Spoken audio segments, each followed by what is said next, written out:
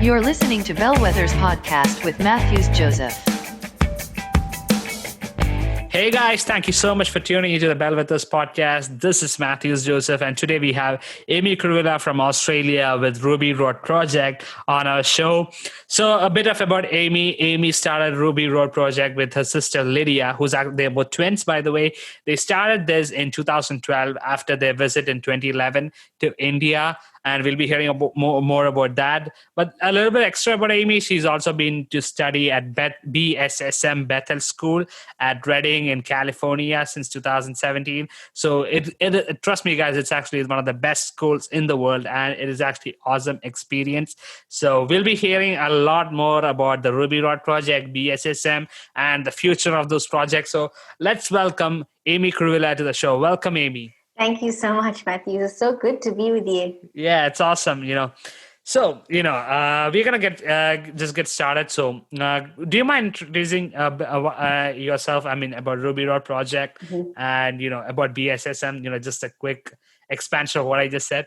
Yeah, so I can share a little bit about how we started if you want, or I can share. I'll start with who we are, Ruby Road Project. We are very small, but our aim is to raise awareness of sex trafficking and to partner with already established smaller not-for-profits to raise their profile and to raise support for them. That's basically our mission, our aim and our mission. And we started in 2012, but I'll share a little bit about that later. BSSM is Bethel School of Supernatural Ministry. So supernatural often scares people, but it's actually really good. The founder is Chris Valentin, actually wanted to put that in there to sort of get people a little bit sort of shocked and surprised by the word supernatural. And I've been studying there for 3 years, and it's really marked my life. It's changed my life and shaped my life to who I am today. And I am so grateful for the opportunity to go there. It's in Redding, North California, and being there really just it's now launched me into what I'm about to do in my next season. Wow, that's awesome. So you guys, that's an intro about Amy, but yeah, we'll be hearing a lot more. So we're gonna get more about in depth about Ruby Road Project.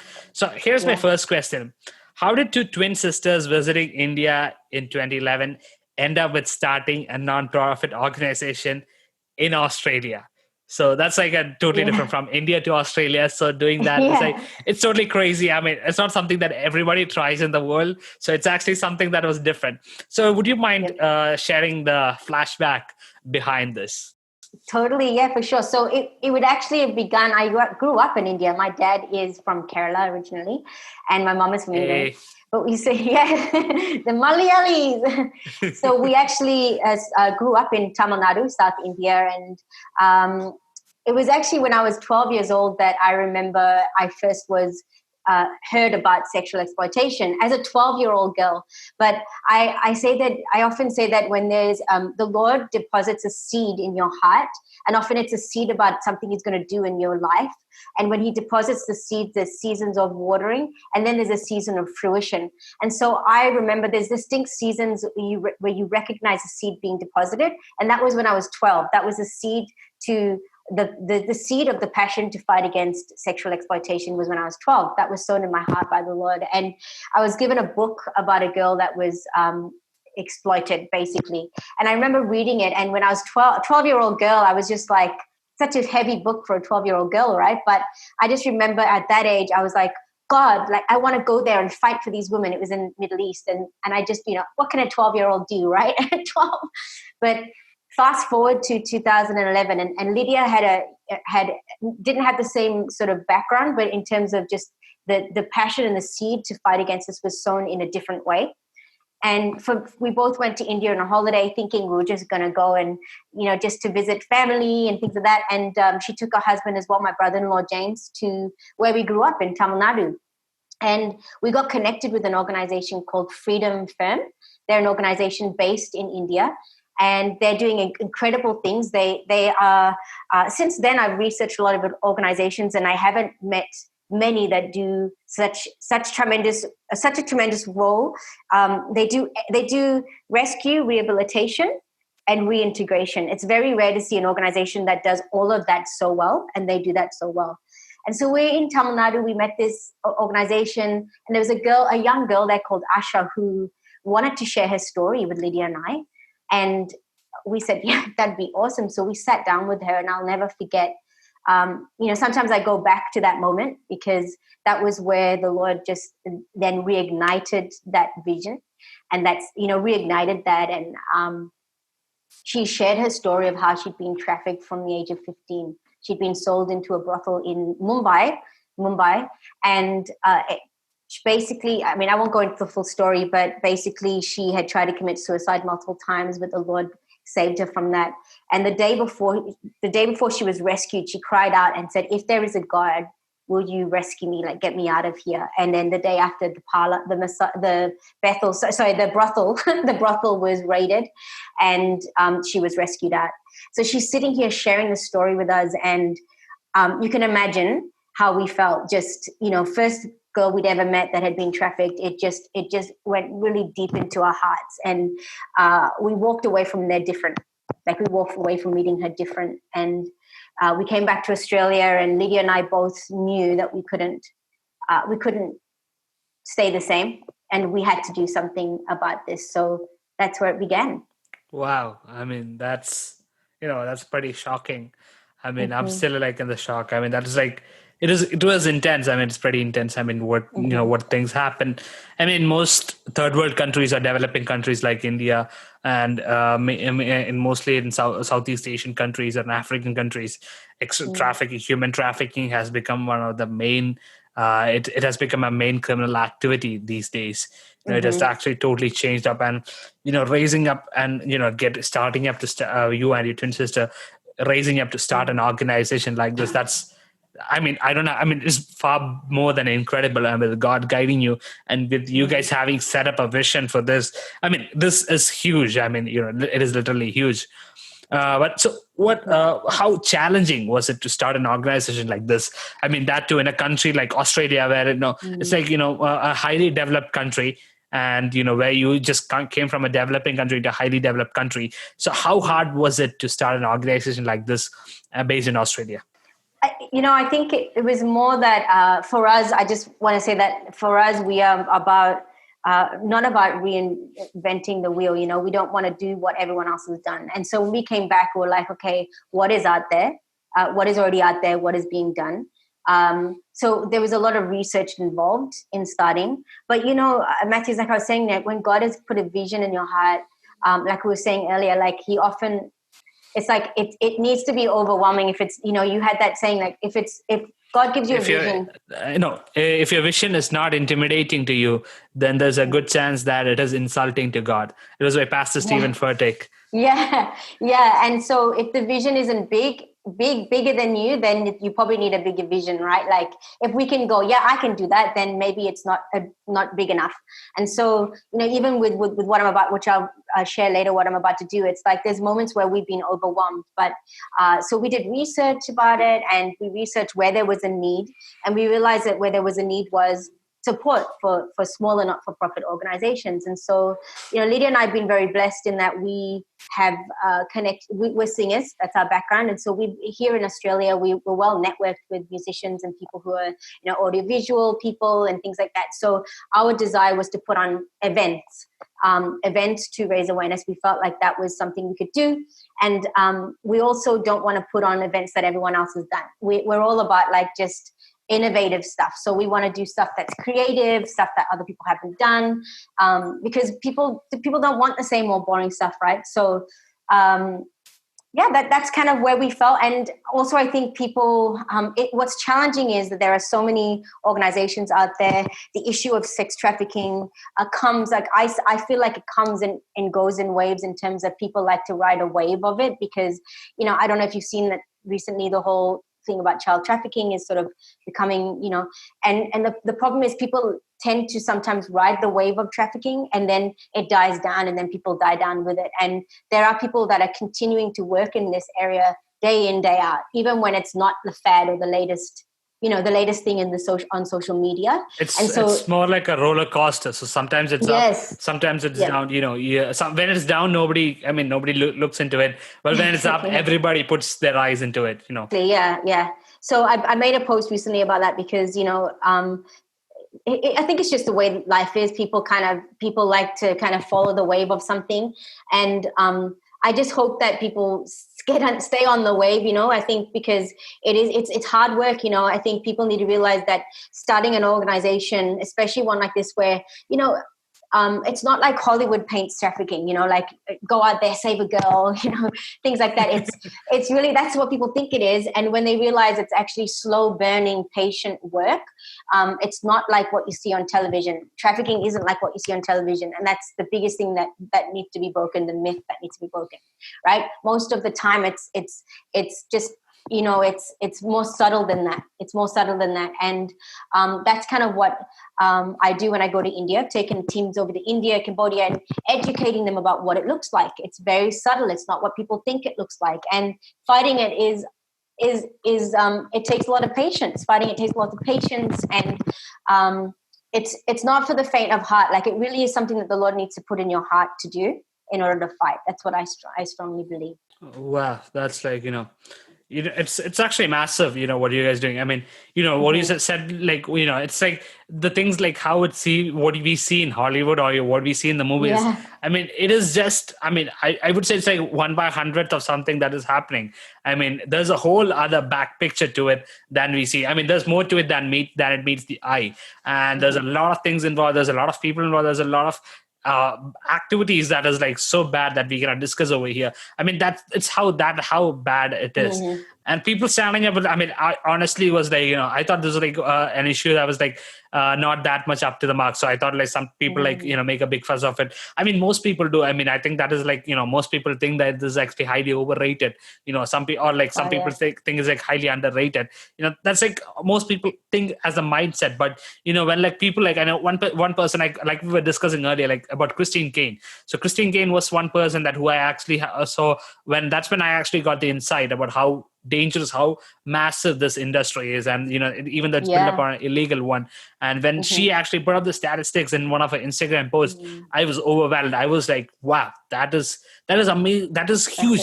It is like I don't know, I don't have words to say. It's like, it is shocking. It's more revealing, and you actually have no idea. You actually never had an idea that this thing was going on in this world as you were growing up. I mean, every day you're growing up, something bad is happening to another child, maybe your age, maybe your sister's age, maybe younger than you. I mean, it is happening all around the world. And, I think that is like one of the main reasons that I want you over here. I mean, like, that's why we actually had you over here, because, the vision that you had, and also spreading that, this is not a child's play, or this is not something that you can actually take lightly. It is something that needs to be taken very seriously. And I think every person in this world, every single person can contribute to this. I mean, that's what I believe. But, this is actually, very huge. And I mean, moving on, but how far do you think that, how much has the vision of Ruby Road Project expanded over the years? Yeah, that's a good question, because we put on multiple events from 2012 to when I felt the Lord call me to, as you know, to Bethel in 2017, and there was a lot of uncertainty about where Ruby Road was going to go from there, because my sister Lydia had her second baby, and so she was very in baby land, at that time, and so our team, we had a solid team that were with us at that time that would put on events with us and things like that. They felt like they couldn't do it without Lydia and I there, and fair enough, because we were the key drivers of our organization. So we decided to sort of put a pause to the Ruby Road Project, and wasn't quite sure. My heart was like, yep, definitely be picking it up. I just know that this is what I'm called to do, But then the Lord sort of tweaked the vision a little bit, and that's kind of where we're heading at the moment. So we're still who we are, but like we're kind of tweaked a little bit, and like I see us as having multiple arms. And at the moment we're focusing on I'm developing a school program to take into India. And about the Lord sowing a seed. And I hope, and I really believe people listening to this, like I actually believe that there are going to be people listening to this that are going to recognize moments where there was a seed sown, but they didn't know it. And this is actually going to speak to them about a seed that was sown by the Lord, but they didn't realize it was a seed sown by the Lord. And I believe that it's going to actually spark people who are going to actually start to do things that they thought was just this like, oh, that was just a thought, that was just a dream, that was just like a desire. They're going to realize it was actually a dream sowed by the Lord, a vision that he put in their heart.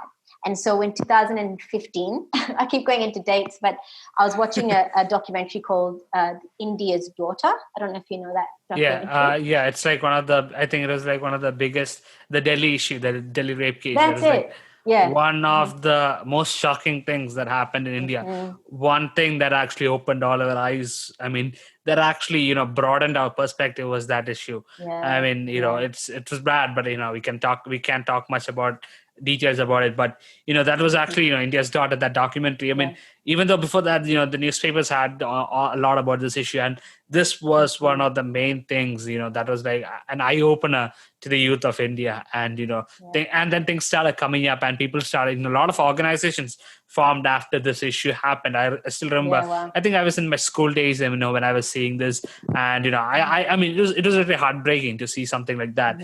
But then I still feel like over the years, a lot of organizations has come up to fight sex trafficking and human trafficking and even child trafficking in India. I mean, I believe there's like a lot of more organizations that is going to come up in Africa, in parts of the world where people really think that they are not caught, or they think like this is still possible. I mean, I believe that there are people who are standing up, just like you standing up with the Ruby Road Project, standing up for something that is like beyond you. And I'm actually reminded what Bonnie Andrews actually told us on the very first episode, and I love the statement. He said this: the vision is always going to be bigger than the visionary. I mean, your vision is always going to be bigger than you. I mean, it cannot be achieved by you. That's like I was saying, if it's not intimidating to you, then I mean, if it's achievable, then there's no point. It's not a vision. I mean, if you can achieve it with the resources that you have, with the potential that you have, and I really don't think that is like a big thing. But when you actually have something that you actually can do extra, and something that even though you are never going to get there, that is vision. I mean, I think most organizations actually need right now is a vision. And over these episodes, I mean, the last 4 to 5 episodes, all people who came over here was telling this one thing: vision.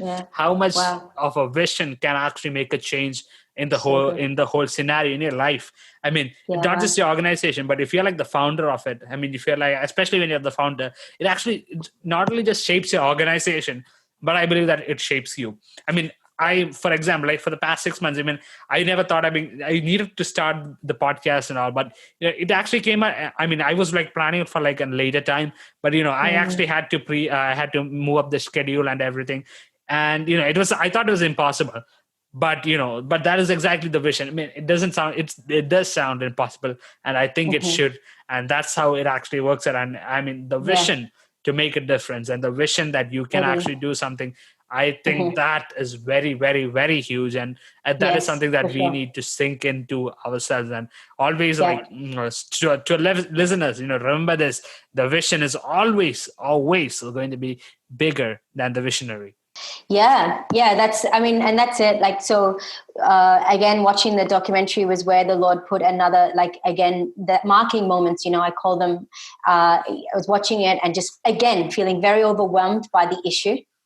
And I believe for me the biggest driver to fight this is that sort of burning desire. Like, it's like that I see what's happening, and I get so outraged, and I let that fuel me to, that's my fuel to keep going. So if I need a reminder of the issue, I go back. If I need something to keep me going, I look back at the issue and I go, this fires me up. Okay, this gives me the fuel to push forward. That really is what keeps me going, is like looking at the issue and getting, again, my heart just breaks for these women, these children, these people who are involved in this. And so watching this documentary, this lady says something very simple.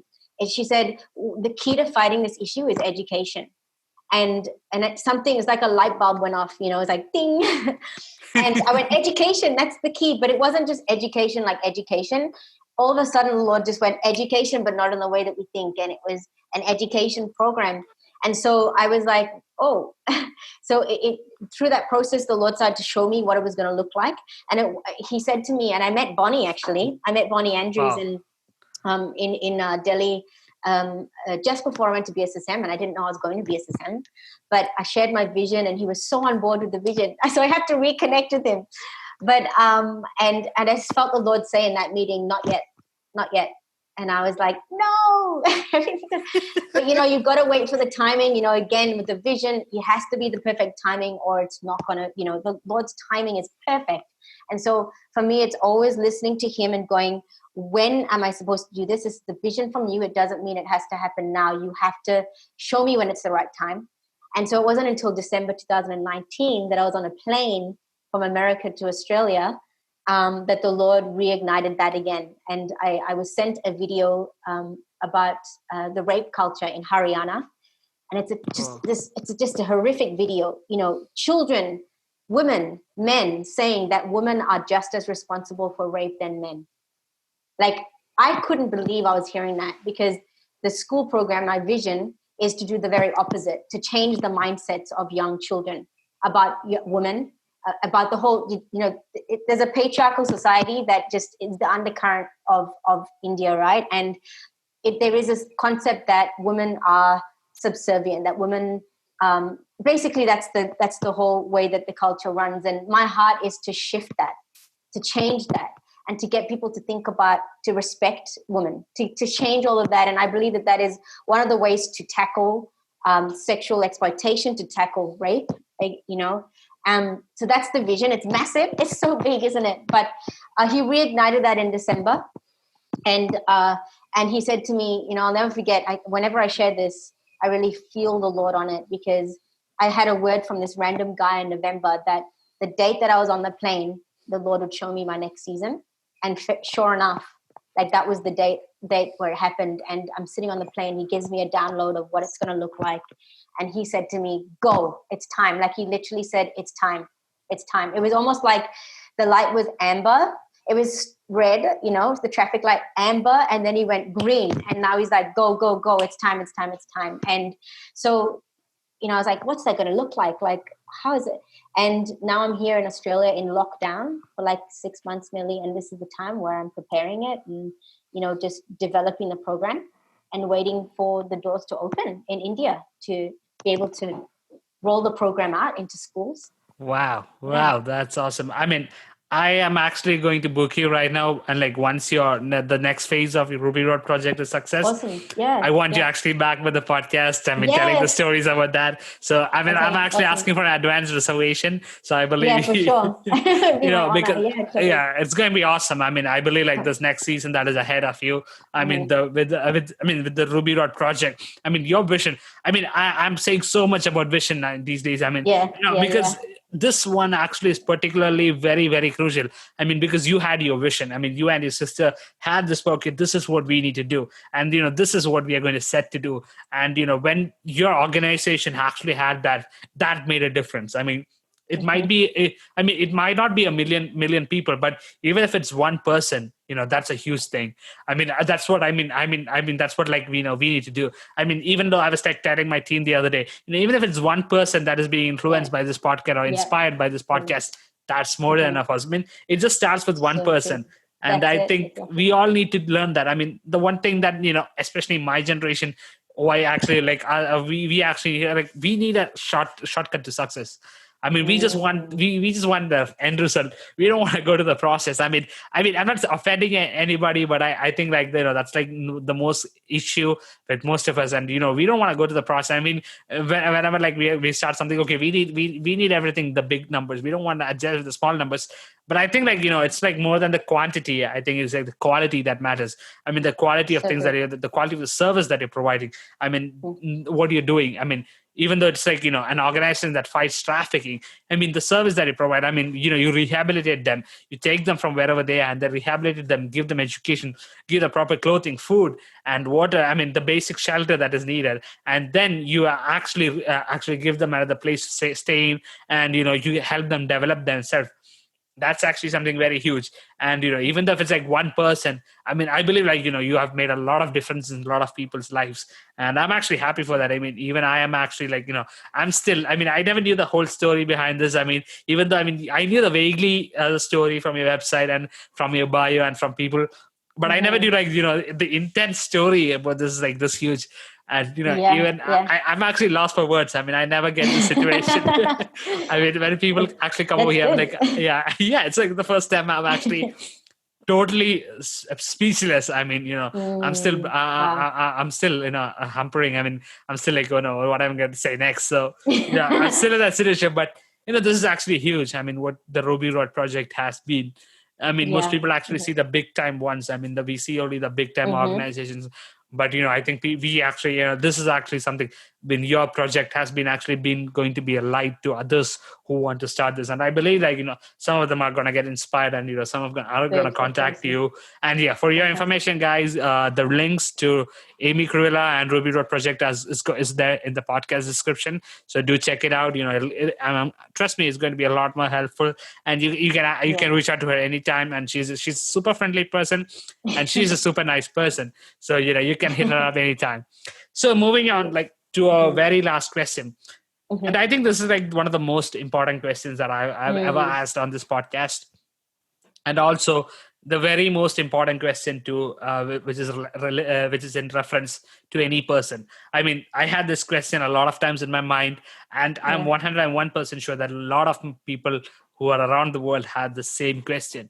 So I'm going to ask it out. How do you think an individual, a person at any part in the world can stop human trafficking? And what role does each person play in this big picture? Yeah, I mean, that's a really good question. And I think personally, my answer is, looking at the issue, it's very multifaceted. So the issue of trafficking is very multifaceted, and therefore the solution is also multifaceted. So I would say, know that one person can make a difference. And we're talking about, when we look at the issue, it's overwhelming in its entirety, because we go, oh my gosh, millions, this is just the figures, right? We're just this is too much for my brain to handle. I can't. People just get overwhelmed and then discouraged to do something. So not letting your overwhelm discourage you to do something. Think about the fact that one person and one life, you can influence. It's about the one person. And that's what I think of, that one person. Asha, the woman I met, the young woman I met, I think of her and I'm like, if I can rescue her out of a brothel, if I can rescue one woman prevent one woman from being raped in India, if I can empower one woman to stand up for herself, then I've done something. So I would say focus on the one rather than the millions, right? And I would also say look for where you're most passionate about, because this issue isn't just about rescuing children. There's also other issues like legal issues. You can fight it through the legal side of things, like looking into the judicial aspect of, even my heart's also that. Matthews, I also have a heart, and if anyone's listening and that this touches your heart, connect with me, because I feel like the Lord's also placed a burden for rape victims in India. And so that's also a massive side of things where we need people who are skilled with writing policies and who can help petition the government, to make changes, things like that. So look, research the issue, research it, look into it. If you want to contact me, please do, because it is overwhelming when you look at the whole thing. But if you break it down, then you look at where the solutions can lie and where do you fit into this? Where does your giftings lie? So am I gifted in an area that I can help an organization? Can I do graphics? Can I do, even graphics and things like that is so needed. Even I would love someone who can do graphics. So where do my giftings, where can my giftings help? God gives us gifts for a reason, and it's not just to tickle people's, ears and eyes, right? It's to make a difference. And, when you're talking about, I felt like when you were talking, I felt like the word influence, like you said, this generation wants quick. But if you really want to influence, it requires you to actually dig deep and get settled in for the long haul. If you want to influence, it's going to take time. And I think Bonnie even mentioned that about the time it takes. It's not just something that happens like that. It takes time, it takes patience. And God's often more concerned about what he's doing in your life as well than what he's doing through you. So often it's the character building as well that he's doing through you as well in this process. So yeah, I don't know if that helps in that That answers your question. I mean, yeah, that's pretty much, and every person can make a difference. I mean, even if it's Yeah. one person.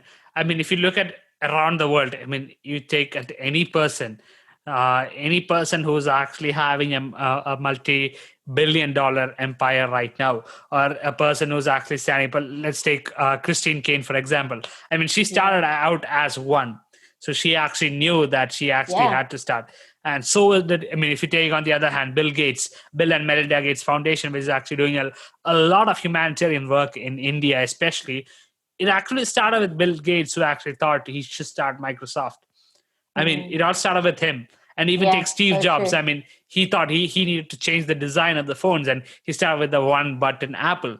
I mean, it all started with one person.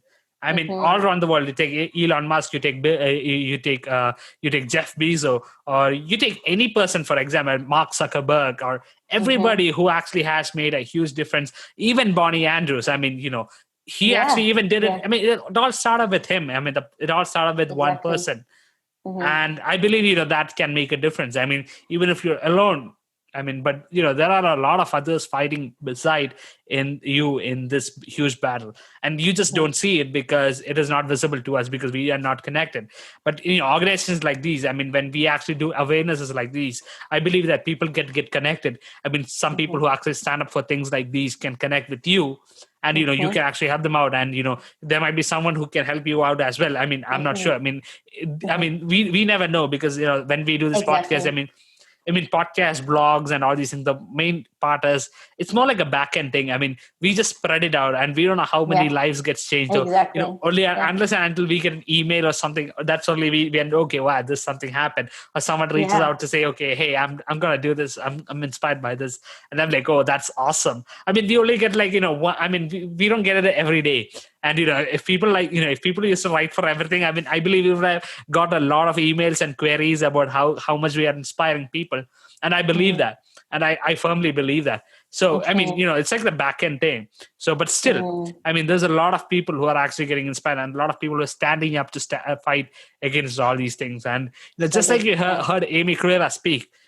Every person matters, and you all can make a difference, even if you're standing alone. And there's going to be a huge people that in these recent, I believe that we are going to see the race in the next 10 years. A lot of people are going to stand up for issues like these. And I believe that there's going to be a huge empowerment change in this world that is going to happen with people like us. And, it all starts when you make one step forward, and it all takes us one step. And, I believe that, people actually need to sink that in and, take that stand, because every one person can make a huge difference. Definitely. So again, that's all. But I mean, this was like, I mean, I would say this is like one of the most intense sessions I ever had. Because I mean, this is like a totally different subject that we actually had. We had influencers, we had CEOs. I mean, we had different people. I mean, we different sharing different ideas. But this is something that we never had. This is like something. I don't know. It is like totally disruptive. I mean, I'm still shocked, when you gave the statistics and you were talking about how things are. I mean, it is pretty, huge. But, I believe that, this is going to be one of the most influential episodes from our podcast as well, because I believe a lot of people are going to know about this. And I believe like a lot of people are going to get touched by this. And I firmly believe that. That's so good, Matthews. Yeah. Yep. So, is there anything else that you want to share, as a final note from Amy Kuruvilla? Yeah, I mean, I would say don't if you feel something burning in your heart and you're letting the overwhelming feeling of that vision stop you, don't let it stop you, because when it's a burning vision, it's from the Lord. I can guarantee you that. If it's a vision that doesn't die down, like if it's still intense in your heart 2 years on, then I'm telling you it's a vision from the Lord. And then you just need to ask him, you just need to step forward. Like if you're listening to this and you've had a vision, if it's not necessarily even sex trafficking, if it's anything that God's put in your heart to fight against an injustice or whatever it may be, and it's been in your heart since you're little or even the last few years, I believe that God is saying it's time to step out, and you might not know what the next step is. Take that first step. Take that first step, and I'm telling you, I promise you, he will provide for you. He will give you, he's so faithful in giving you the next step and giving you more clarity in the vision. So, yeah. Well, that was awesome. But thank you so much again, Amy My Kuruvilla. absolute pleasure. Thank you. Yeah, I mean, so to the guys who are hearing us, this was Amy Kuruvilla on the first phase of Ruby Road project, and the next phase is going to be in Mumbai, and a lot of things are going to happen. So we're gonna have another interview after the success of the next phase of it. So she's going to share a lot more about that, how her vision is actually expanding with every phase that she's reaching. So again, once again, thank you so much, Amy Kuruvilla, and to the people who are listening to us. Yeah, you're welcome. And so the people who are actually listening to us, all the links to Amy Kuruvilla Ruby Road Project are again in the podcast episode description. Do not hesitate to reach out to her. She's a very friendly person, and she'll let you know everything. And if you want to collaborate with her, she's actually welcome to do that too. And and if there's anybody like who wants to start an organization, you want to reach out, do reach out to us, and just hit us up. I mean, the email and all the websites are put up in the description of the podcast. So you guys just have to reach out to us, and we can connect you with so many people that we know, and it's going to be beneficial for you as well. So don't stop at anything. Just like it's just one mail, or one Instagram. Hey, that might change your life. I mean, I just asked her, hey, can you do this? And she was like, yeah. And this has actually been a road changer for me. That's good. Awesome. It might be the same for someone else like that. So do not hesitate to reach out to us. So once again, thank you so much. Thank you, Amy. Thank you to all our listeners. You guys are awesome. And so stay tuned. And next week, we're going to have someone else with a new story and with a new vision and how it is all working out for them. So thank you so much for listening. Stay tuned to Bellwethers Podcast.